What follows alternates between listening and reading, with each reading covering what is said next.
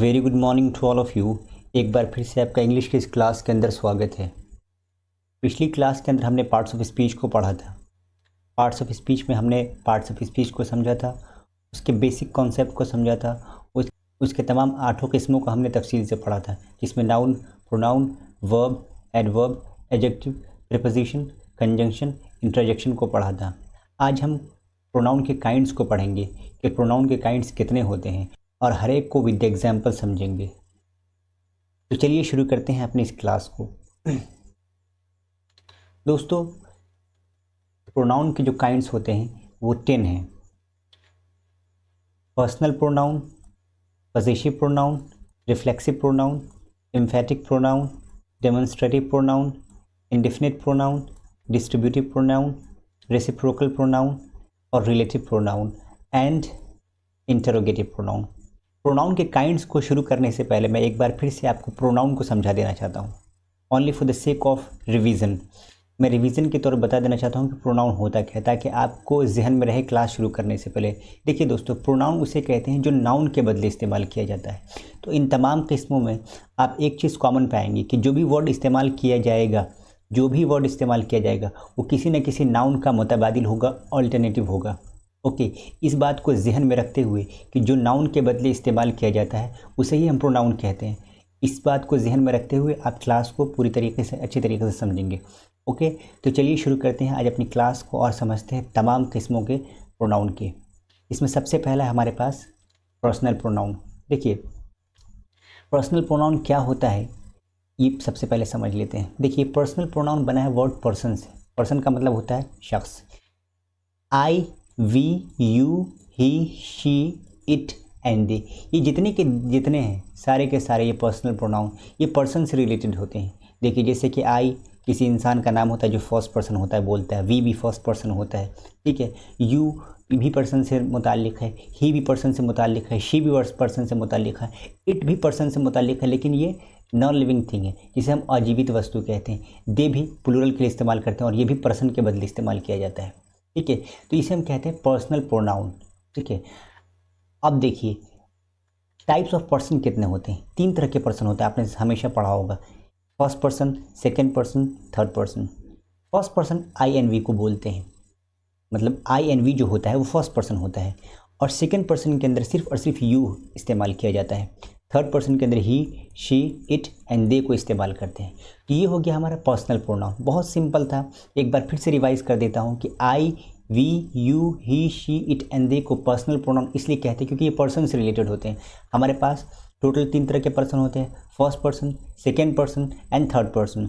अब याद रखिएगा कि फर्स्ट पर्सन में हमेशा आई एन वी आता है, और सेकेंड पर्सन में चाहे वो सिंगुलर हो या प्लूरल हो, एक यू हो या 2 यू हो या 2 से ज़्यादा हो, मेक्स नो सेंस। छोटा हो बड़ा हो सब के लिए हम यू कहते हैं, और वो सिर्फ और सिर्फ सेकेंड पर्सन में सिर्फ यू आता है। थर्ड पर्सन में हमारे पास ही है, शी है, इट है और दे है। ओके, ये पहला किस्म था किसका, प्रोनाउन का। अब देखिए, एक चीज़ मैं आपको रिवाइज कर चुका, मैंने आपको बोला था कि प्रोनाउन क्लास में जब आप शुरू करेंगे तो इस बात को जहन में रखेंगे कि जो प्रोनाउन वर्ड होता है जो किसी न किसी नाउन के बदले इस्तेमाल किया जाता है।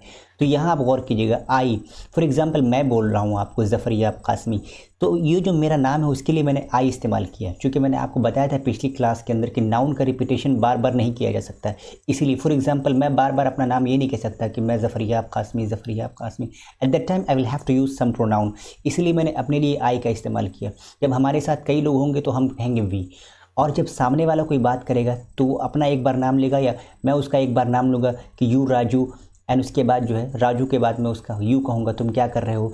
इस तरीके से ये तमाम चीज़ों का हम इस्तेमाल करेंगे। तो प्रोनाउन की बात तो प्रोनाउन को समझने के लिए आपको बैकग्राउंड के अंदर ये जहन में रखना चाहिए कि वो किसी न किसी नाउन के बदले इस्तेमाल किए जाते हैं। Okay, next. अब देखिए, प्रोनाउन की ज़रा इस पूरे स्ट्रक्चर को हम समझ लेते हैं कि प्रोनाउन जो इस्तेमाल होता है वो केस वाइज होता है, ठीक है। अब किस तरीके से किस किस केस होते हैं, केस कहते हैं हालत को, हालत के हिसाब से, जैसे कि नॉमिनेटिव केस होता है, ठीक है, जिसको हम सब्जेक्टिव केस भी कहते हैं। एक एक को तफसील से समझेंगे। दूसरा पॉजेसिव केस होता है। पॉजेसिव केस के अंदर भी 2 काइंड होते हैं, पॉजेसिव एडजेक्टिव और दूसरा पॉजेसिव प्रोनाउन। उसके अलावा फिर ऑब्जेक्टिव केस होते हैं।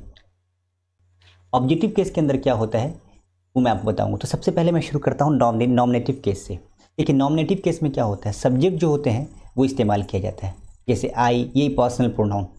आप ये कह लें कि पर्सनल प्रोनाउन को आप नॉमिनेटिव केस के तौर पे इस्तेमाल करते हैं, सब्जेक्ट के तौर पे। सब्जेक्टिव केस इसका नाम है I, we, you, he, she, it, they. अब देखिए पॉजिटिव केस के अंदर हमारे पास दो सूरतें हैं, एक है पॉजिटिव एडजेक्टिव, दूसरा पॉजिटिव प्रोनाउन। पॉजिटिव एडजेक्टिव किसे कहते हैं? हालांकि ये एडजेक्टिव की तमाम किस्मों के अंदर इस बात को बहस किया जाएगा, फिर भी मैं आपको रिमाइंड के तौर पे बता देता हूँ कि पॉजिटिव एडजेक्टिव का जो इस्तेमाल किया जाता है वो दो रीज़न से, एक संबंध और दूसरा कनेक्शन के लिए, रिलेशन या कनेक्शन के लिए इसका इस्तेमाल किया जाता है। देखिए मैं एक एग्जांपल दूंगा, आपको अंदाज़ा लग जाएगा कि रिलेशन और कनेक्शन के लिए किस तरीके से इसका इस्तेमाल किया जाता है। ये देखिए, ये जो माई है, माइन है या मी है, ये आई की ही 3 किस्में हैं। तो टोटल तमाम पर्सनल प्रोनाउन की कितनी किस्में निकलेंगी, कितनी सूरतें निकलेंगी, उसी को यहाँ बताने जा रहे हैं। ठीक है, तो माई निकलता है, माइन निकलता है, मी निकलता है। हम एक एक को, जैसा कि हमने नॉमिनेटिव केस को देखा, इसको पर्सनल प्रोनाउन भी कहते हैं जो प्रोनाउन की पहली किस्म है। और हम पॉजिटिव एडजेक्टिव को देख रहे हैं। फिर से बता रहा हूँ, पॉजिटिव एडजेक्टिव का इस्तेमाल रिलेशन या कनेक्शन के लिए होता है। मैं रिलेशन के एग्जाम को पहले लूँगा। रिलेशन जैसे इंसान से होता है, जैसे ही इज़ माई ब्रदर, तो मैंने माई का लफ्ज़ इस्तेमाल किया for the sake of relation. You are our student, ठीक है, अवर का इस्तेमाल क्यों किया गया? क्योंकि मैं यहाँ पर रिलेशन को जाहिर करना चाहता हूँ, क्योंकि स्टूडेंट से क्या होता है, रिलेशन बनता है। ही इज़ योर ब्रदर, फिर मैंने योर का इस्तेमाल किया, तो your, his, her, their, its, इस तमाम चीज़ों का इस्तेमाल किसके लिए किया जाता है? या तो रिलेशन के लिए किया जाता है या कनेक्शन के लिए। अब मैं कनेक्शन का एग्जांपल दूंगा आपको। कनेक्शन का एग्जाम, संबंध जिसे आप कहते हैं, जुड़ाव, जैसे दिस इज़ माई पेन। अब चूंकि पेन से कोई रिलेशन नहीं हो सकता, या कनेक्शन ही होगा, मैंने ख़रीद लिया, मेरा उस पर वो रहता है, तो माई का इस्तेमाल यहाँ मेरा कनेक्शन है। ओके, तो याद रखिएगा पॉजिटिव एडजेक्टिव का जो इस्तेमाल किया जाता है वो रिलेशन या कनेक्शन के लिए। तो रिलेशन के example he is my brother, और कनेक्शन का example this is my pen. Okay, इसी तरीके से आ जाते हैं पॉजिटिव प्रोनाउन, जो कि खुद प्रोनाउन की अगले स्लाइड के अंदर आ रहा है, मैं इसको बता रहा हूँ अभी। पॉजिटिव प्रोनाउन का इस्तेमाल जो होता है अधिकार दिखाने के लिए होता है। किसके लिए होता है? अधिकार दिखाने के लिए। अच्छा, एक चीज़ और मैं बताऊँ, पॉजिटिव प्रोनाउन में और पॉजिटिव एडजेक्टिव में बुनियादी फ़र्क ये है कि जो माई का इस्तेमाल होता है वो नाउन से पहले होता है। जैसे ही इज़ माई ब्रदर, तो ब्रदर नाउन है, उससे पहले माई का इस्तेमाल किया गया है। जबकि पॉजिटिव प्रोनाउन सेंटेंस के हमेशा लास्ट में होता है। मैं इसको एग्जांपल से आपको समझाऊंगा अगली स्लाइड के अंदर भी, फिर भी यहाँ पे समझ लिया। चलते हैं अपनी क्लास में। पॉजिटिव प्रोनाउन दूसरी किस्म है प्रोनाउन की। पॉजिटिव जो कि अभी मैंने आपको बताया यहाँ पे ये चीज़ें, इसी को अभी दोबारा डिस्कस करने जा रहे हैं। पॉजिटिव प्रोनाउन, इसका अधिकार दिखाने के लिए इस्तेमाल किया जाता है। अधिकार कैसे दिखाते हैं? जैसे ये किताब मेरी किताब है, जहाँ पर आपको इस तरीके से ख़ास सिचुएशन होती है, वहाँ पर हम पॉजिटिव प्रोनाउन का इस्तेमाल करते हैं। जैसे दिस बुक इज़ माइन। अब देखिए, मैंने आपको पहले कहा था कि हमेशा सेंटेंस के लास्ट में होगा। आपने जिस रेड पेन से देख रहे हैं, ये पॉजिटिव प्रोनाउन है। और एक बात याद रखिए, पॉजिटिव प्रोनाउन का जो होता है वो थोड़ा सा डिफरेंस होता है। उसके अंदर लास्ट में एस लगा होता है, योर्स, अवर्स, हिज तो है ही है, हर्स, देयर्स, ठीक है। तो थोड़ा आप इस तरीके से भी समझ सकते हैं कि सेंटेंस में पॉजिटिव प्रोनाउन कहाँ पे होगा, उसके लास्ट में एस लगा होगा। ये थोड़ा सब्जेक्टिव जो आई वाला है वो माई के रूप में हो जाता है, बाकी सब में नॉर्मली एस लगा होता है। तो पॉजिटिव प्रोनाउन और पॉजिटिव एडजेक्टिव के दरमियान बुनियादी फ़र्क है। ओके, तो इसका इस्तेमाल किस लिए किया जाता है? अधिकार दिखाने के लिए। तो दिस बुक इज़ माइन, ये किताब मेरी किताब है। दिस मोबाइल इज़ हर्स, ये मोबाइल उसका मोबाइल है। इस तरीके से जब आपको प्रेशराइज करना हो, ठीक है, the pronoun use to show the possession, जब आपको मिल्कियत जाहिर करनी हो, अधिकार दिखाना हो, at that time you can use possessive pronoun. Okay, next अगला है हमारे पास रिफ्लेक्सिव प्रोनाउन। देखिए रिफ्लेक्सिव प्रोनाउन क्या होता है, बहुत गौर से सुनेंगे, आपको बहुत आसान तरीके से समझ में आ जाएगी बात। देखिए, जब वाक्य में, जब सेंटेंस में my self, ourself, yourselves, himself, herself, itself, them selves, देखिए सबसे पहले मैं आपको एक चीज़ याद दहानी के तौर पर कह दूँ, कहीं कहीं पे सेल्व्स लगा हुआ है और कहीं कहीं पे सेल्फ लगा हुआ है। तो आपको गौर करना है, जो प्लूरल है ना उसके साथ सेल्व्स का इस्तेमाल करते। देखिए यहाँ योर सेल्व्स, एक यू के लिए, चूँकि दोनों के लिए सिंगुलर सेम ही यू का इस्तेमाल किया जाता है, इसलिए एक यू के लिए योर सेल्फ इस्तेमाल करेंगे, और प्लूरल हो दो एक से ज़्यादा योर सेल्व्स कहेंगे। इस तरीके से देम सेल्व्स, ये तो ऑलरेडी प्लूरल इस्तेमाल किया जाता है, अवर सेल्व्स। अब कहना ये चाह रहे हैं, जब इनका इस्तेमाल वाक्य में माई सेल्फ, अवर सेल्फ और योर सेल्फ, हिम सेल्फ और her self, itself, them selves के प्रयोग से काम करने का असर खुद कर्ता की ज़्यादा पड़ता हो। जब काम करने का असर खुद का काम करने वाले की ज़्यादा पड़े तो उसे हम कहते हैं रिफ्लेक्सिव, क्योंकि उसका काम रिफ्लेक्शन होता है। देखिए, अब देखिए एग्जाम्पल से आपको अच्छे तरीके से समझ में आ जाएगा। The pronoun myself, ourself, yourself, yourselves, himself, herself, itself, themselves are called reflexive pronoun when the action is done by the subject. जब खुद काम करने वाला सब्जेक्ट हो और काम का जो असर हो वो खुद कर्ता की ज़्यादा पड़ता हो, सब्जेक्ट पड़ता हो। जैसे कि I hurt myself, whenever you hurt yourself at that time you are the subject and action is returning upon by you. Okay, जब आप कोई काम करते हैं जो जिसका असर खुद आपकी ज़्यादा पड़ता हो, जैसे मैंने खुद अपने आप को तकलीफ पहुंचाई, तो काम करने वाला मैं हूं और मेरे काम का जो असर है वो खुद मेरी ज़्यादा पड़ रहा है। Okay, I hurt myself, तो ऐसी सूरत के अंदर ये क्या बनेगा, इसको हम कहते हैं reflexive pronoun. Okay, we can help ourself, हम लोग खुद अपनी मदद, आप मदद कर सकते हैं। तो देखिए इस काम का असर खुद हमारी ज़ात पे होने वाला है, इसीलिए जो है हम इसे क्या कहेंगे, रिफ्लेक्सिव प्रोनाउन। जब काम का असर खुद कर्ता की ज़्यादा पड़ता हो और उसको उसमें हम इस्तेमाल करते हैं myself, ourself, yourself and yourselves. She ruined herself, उसने खुद को बर्बाद कर दिया, तो उसने बर्बाद किया तो उसमें खुद वही सब्जेक्ट है और काम का असर भी खुद उसी पर पड़ रहा है। तो ऐसी सूरत जिसमें काम करने का असर खुद कर्ता की ज़्यादा पड़ता हो, उसमें माई सेल्फ, योर सेल्फ का इस्तेमाल किया गया हो, तो ऐसी सूरत के अंदर हम उसे कहेंगे रिफ्लेक्सिव प्रोनाउन। तो जब काम करने वाले का असर खुद कर्ता की ज़्यादा पड़ता है तो उसे हम रिफ्लेक्सिव प्रोनाउन कहते हैं। लेकिन इम्फेटिक प्रोनाउन कहते हैं जब काम करने वाले का असर खुद कर्ता पे नहीं बल्कि किसी नाउन पे होता हो। जैसे I kill the tiger myself, इसमें भी myself, yourself and yourself का इस्तेमाल किया था। बस फ़र्क ये है कि वहाँ एग्जाम्पल था आई हर्ट माई सेल्फ, सब्जेक्ट भी मैं खुद था और काम का असर भी मुझ पर हो रहा है, तो ऐसी सूरत के अंदर वो रिफ्लेक्सिव प्रोनाउन कहलाएगा। लेकिन जब काम का असर कर्ता पे नहीं बल्कि किसी नाउन पे पड़े तो ऐसी सूरत के अंदर ये कहेगा इम्फेटिक प्रोनाउन, क्योंकि वो नाउन पर जोर देने के लिए किया जाता है। ओके, यहाँ पे आप देख सकते हैं डेफिनेशन के अंदर myself, ourself, yourself, himself, itself, themself are called emphatic pronoun when they are used for the sake of emphasis, क्योंकि उसका इस्तेमाल किस लिए किया जाता है, इम्फेसिस यानी जोर देने के लिए किया जाता है। तो थोड़ा सा फ़र्क है, गौर कीजिएगा अच्छे से, इम्फेटिक प्रोनाउन और रिफ्लेक्सिव प्रोनाउन के दरमियान कि जब काम करने वाले का असर खुद कर्ता की ज़ात पे पड़े तो यानी सब्जेक्ट पे पड़े उसे हम कहते हैं रिफ्लेक्सिव प्रोनाउन। लेकिन यहाँ पे फ़र्क ये है कि जब काम करने वाले का असर खुद करता यानी सब्जेक्ट यानी फाइल पे नहीं बल्कि नाउन पे पड़े तो ऐसी सूरत के अंदर इसे हम कहते हैं इम्फेटिक प्रोनाउन। यहाँ देखिए she her self like him, अब देखिए उसके लाइक होने का असर उस पर नहीं बल्कि उस पर पड़ रहा है। तो जब काम का असर किसी नाउन या प्रोनाउन पड़े तो उसे हम कहते हैं इम्फेटिक प्रोनाउन। नेक्स्ट अगला हमारे पास है डेमोन्स्ट्रेटिव प्रोनाउन। देखिए डेमोन्स्ट्रेटिव प्रोनाउन क्या होता है, सिंपल सी बात है, डेमोन्स्ट्रेशन का मतलब होता है मुजाहिरा करना, दिखाना, शो करना। Pronoun use two point out, इस जब ऐसे प्रोनाउन जिसका इस्तेमाल किया गया किसी चीज़ को इशारा करने के लिए, ऑब्जेक्ट की तरफ या बहुत सारे ऑब्जेक्ट्स की तरफ, ठीक है, इसकी तरफ उसको इशारा किया जा रहा है, to which it refers they are called demonstrative pronoun. देखिए आपने हमेशा सेंटेंस पढ़ा होगा दिस, दैट, दीज, दोज, इसका इस्तेमाल हम किस लिए करते हैं, डेमोन्स्ट्रेटिव प्रोनाउन, क्योंकि इसके ज़रिए हम क्या करते हैं, पॉइंट आउट करते हैं। तो जिस ऐसे वर्ड को जिसके ज़रिए हम पॉइंट आउट करते हैं वो वर्ड क्या होते हैं, दिस होते हैं, दैट होते हैं, दीज होते हैं, दोज होते हैं, यही तो वर्ड्स होते हैं, इसे हम कहते हैं डेमोन्स्ट्रेटिव प्रोनाउन। ठीक है, तो इसलिए कह रहे हैं the pronoun use two point out the object. अब इसके ज़रिए हम क्या करें, जैसे फॉर एग्जाम्पल यहाँ पे पेन या कोई चीज़ रखी हुई तो हम यहाँ दूर से कहते हैं दैट इज़ या दिस इज़ या कुछ भी कहते हैं, तो ऐसे क्योंकि हम पॉइंट आउट कर रहे हैं उसकी चीज़ की तरफ, दूर से होते तो दैट कहते हैं और करीब होते हैं तो हम दिस का इस्तेमाल करते हैं, इसलिए हम कहते हैं this, that, these are the demonstrative pronoun. अब देखिए this is a boy, that is a girl, ये सिंपल ट्रांसलेशन है, सिंपल एग्जाम्पल्स हैं। थोड़ा सा फ़र्क यहाँ पे देख लीजिएगा कि डेमोन्स्ट्रेटिव प्रोनाउन और डेमोन्स्ट्रेटिव एडजेक्टिव के दरमियान फ़र्क ये है कि अगर इसी दिस के बाद कोई नाउन का जिक्र हो जाए डेमोन्स्ट्रेटिव प्रोनाउन में और डेमोन्स्ट्रेटिव एडजेक्टिव में, बुनियादी फ़र्क ये कि अगर इस दिस के बाद, यहाँ देखिए नाउन नहीं है, यहाँ पे हेल्पिंग वर्ब है, ओके, अगर इस दिस के बाद कोई नाउन जिक्र हो जाए जैसे दिस, दैट, दोज, यहाँ काउज इस्तेमाल किया गया, यहाँ बुक है, काउज है, तो ऐसी सूरत के अंदर अगर दिस, दैट, दीज और दोज के बाद कोई नाउन इस्तेमाल किया जाए तो वो डेमोन्स्ट्रेटिव प्रोनाउन नहीं बल्कि एडजेक्टिव हो जाएगा। नेक्स्ट अब हमारे पास है इंडेफिनिट प्रोनाउन। देखिए इंडेफिनिट प्रोनाउन किसे कहते हैं, जिससे हम अनिश्चित चीज़ों के बारे में बात करें। An indefinite pronoun refers to person और थिंग्स इन जनरल। देखिए इन जनरल हम बात करें जिससे किसी खास व्यक्ति का बोध ना होता हो, जिससे किसी खास इंसान के बारे में बात न किया है, ठीक है, and does not refer any person और थिंग इन पर्टिकुलर। देखिए जब हम किसी चीज़ का ख़ास तरीके से जिक्र नहीं करते हैं, जनरल तरीके से जिक्र करते हैं तो उसे हम कहते हैं इनडेफिनिट। आपने हमेशा सुना होगा डेफिनेटली आऊँगा, तो पक्का मतलब होता है, इनडेफिनिट का मतलब जो पक्का ना हो, ठीक है, अनिश्चित हो। डेफिनेट का मतलब निश्चित और इनडेफिनिट का मतलब the word itself will tell you, ये वर्ड आपको खुद बता देगा आपको ये क्या कहना चाह रहे हैं। अब देखिए ये प्रोनाउन है इनडेफिनिट प्रोनाउन, यानी कि एक ऐसा वर्ड इस्तेमाल किया जाएगा जो अनिश्चित होगा और वो किसी न किसी नाउन के बदले इस्तेमाल किया जाता हो।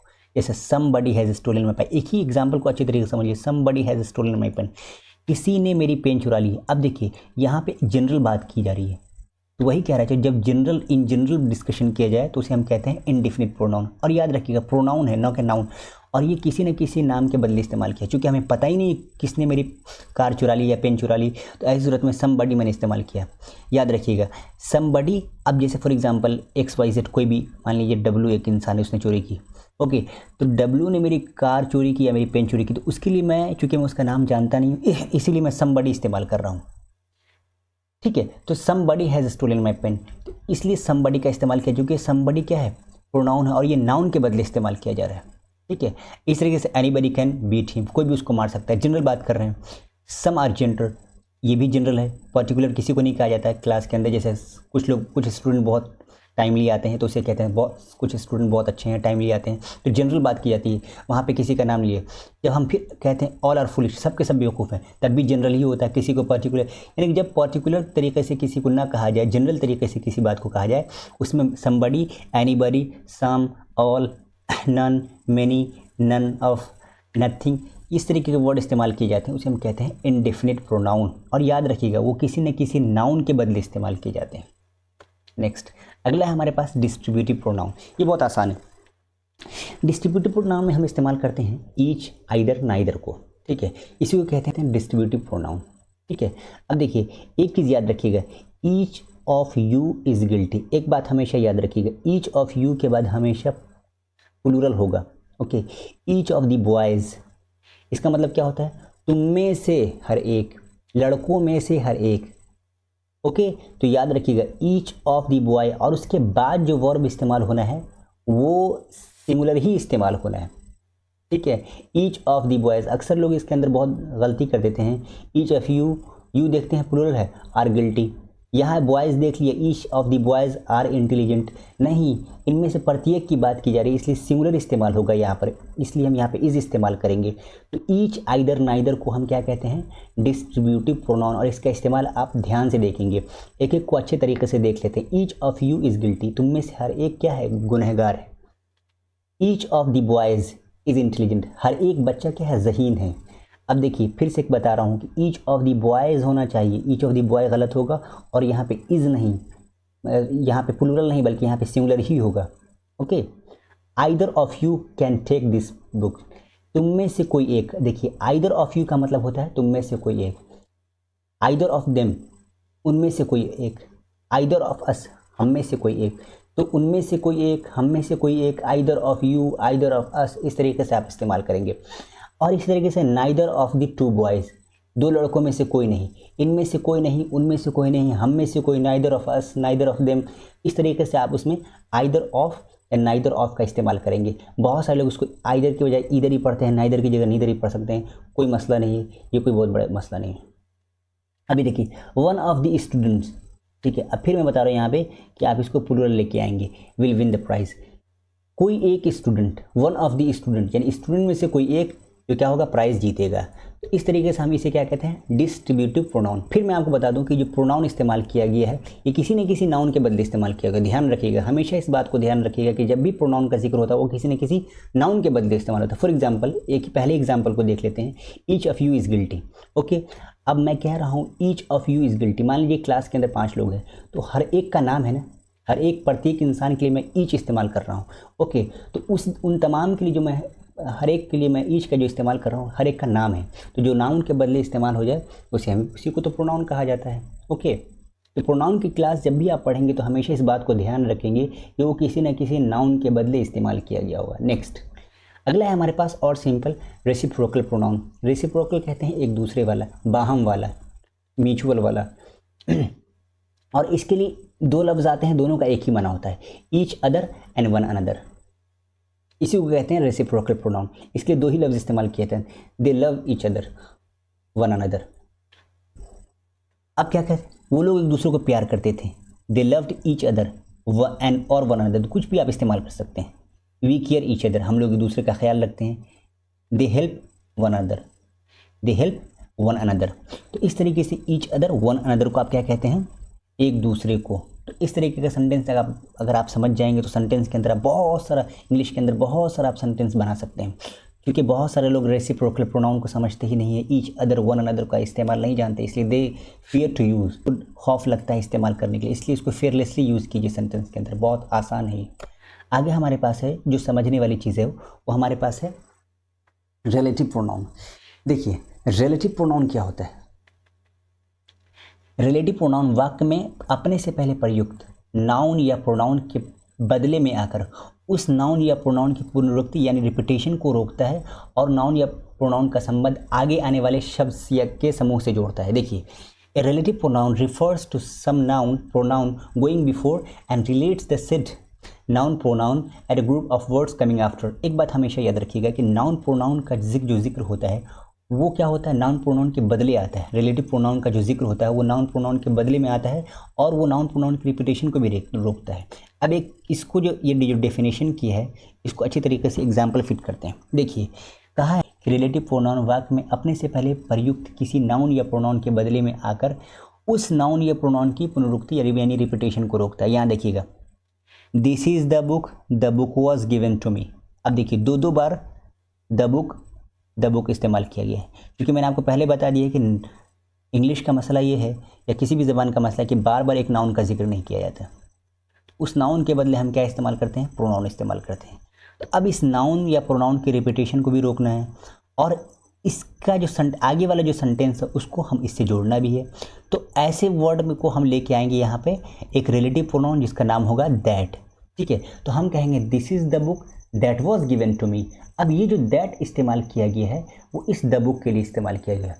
अब इसको डेफिनेशन पे फिट कीजिए कि रिलेटिव प्रोनाउन वाक्य में अपने से पहले प्रयुक्त किसी नाउन या प्रोनाउन के बदले आकर, देखिए ये जो दैट आया है इस नाउन या प्रोनाउन के बदले आया, द बुक के बदले आया है और उसका रिपीटेशन यानी पुनरुक्ति को रोकता है। जाहिर सी बात द बुक दो बार नहीं और अगले वाले सेंटेंस का जो है ताल्लुक इस वाले सेंटेंस से जोड़ता है। तो वॉज गिवन टू मी का ताल्लुक इसने जोड़ दिया, दैट ने जोड़ दिया दिस इज़ द बुक से। इसी को कहते हैं हम रिलेटिव प्रोनाउन। अब कुछ एग्जाम्पल हमारे पास हैं, कुछ ख़ास किस्म के रिलेटिव प्रोनाउंस होते हैं, हु, हुम, हुज, विच, दैट, ठीक है, व्हाट। इसको हम क्या कहते हैं, रिलेटिव प्रोनाउन। हिंदी में एक सेंटेंस सुना होगा, वो लड़का जो खेल रहा है, ये चीज़ जिसको तुमने ख़रीदा है। तो इस तरीके का जो जिस, ठीक है, जिसको जो आप जो जब भी इसको इस्तेमाल करते हैं वो इसी तरह के सेंटेंस के अंदर इस्तेमाल किया जाता है। द बॉय, आप देखिए the boy who is playing, लड़का जो खेल रहा है, इज़ माई फ्रेंड, लड़का जो खेल रहा है मेरा क्या है, दोस्त है।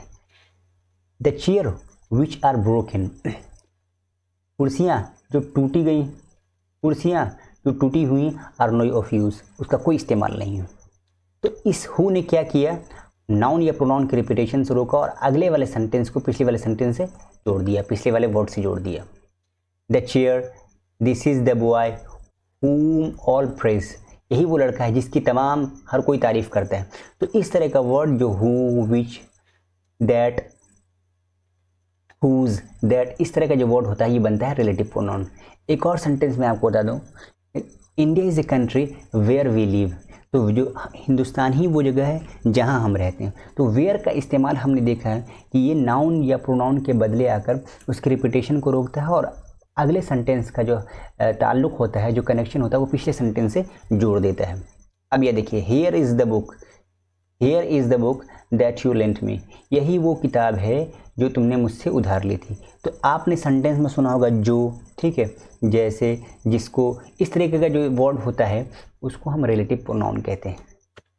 अगला जो आखिरी हमारे पास है वो इंटेरोगेटिव प्रोनाउन है। देखिए दोस्तों इंटेरोगेटिव प्रोनाउन क्या होता है, प्रश्न करने के लिए जो जिस वर्ड का हम इस्तेमाल करते हैं, प्रश्न करने के लिए जिन शब्द का हम इस्तेमाल करते हैं, pronoun used for asking questions are called interrogative pronoun. Simple है।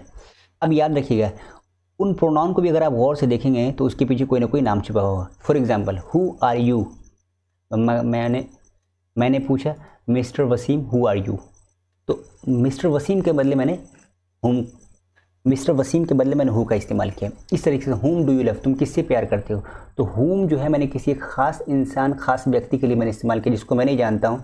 तो इस तरीके से अगर आप गौर करेंगे जितने प्रोनाउन होते हैं वो किसी न किसी नाउन के बदले इस्तेमाल किए जाते हैं और जो प्रश्न करने के लिए पूछे जाते हैं उसे हम कहते हैं इंटेरोगेटिव प्रोनाउन।